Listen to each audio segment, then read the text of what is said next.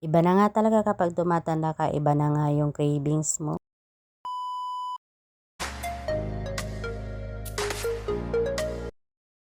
Hi mga mare, magandang araw. For today's video ay samahan nyo ako sa mga gawaing bahay ko. Ito nga palang mga kaganapan ko mga mare ay as usual, late upload na naman nga ito, charis.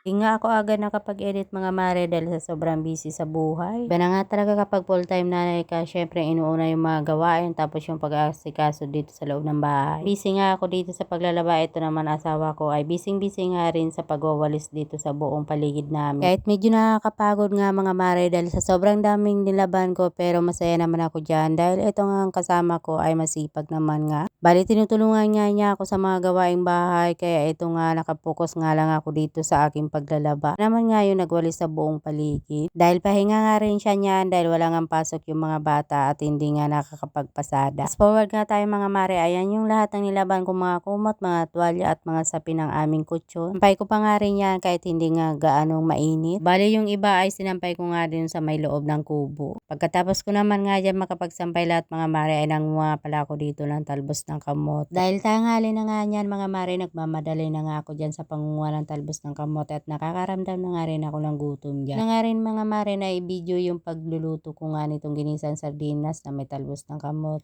At hapon nga nito mga mare, nakapagpahinga naman ng konti, ayan, binuksan ko na nga rin itong parcel na dumating sa akin. Magdadalawang linggo na nga rin pala itong nang dumating sa akin mga mare, at ngayon ko lang talaga naisipan buksan mga mare dahil sa sobrang daming gawain.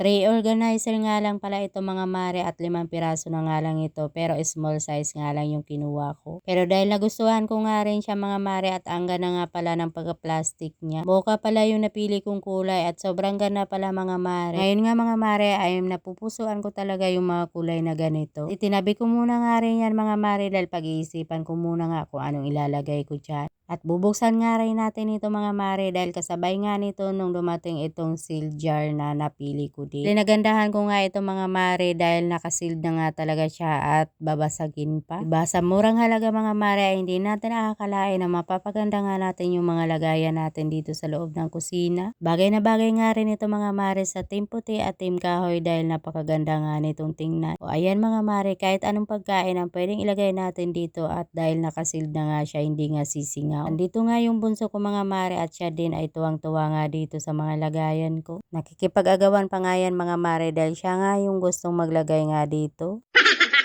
Ito nga pala mga mare yung pinakaunang dumating sa akin, nalagyan ko na nga pala yan. Dahil matatapos na itong video ko mga mare, sa susunod ay ipapakita ko sa inyo yung pagsasalin ko dito sa Battle Condiments. So ayun lang, see you my next vlog. Bye!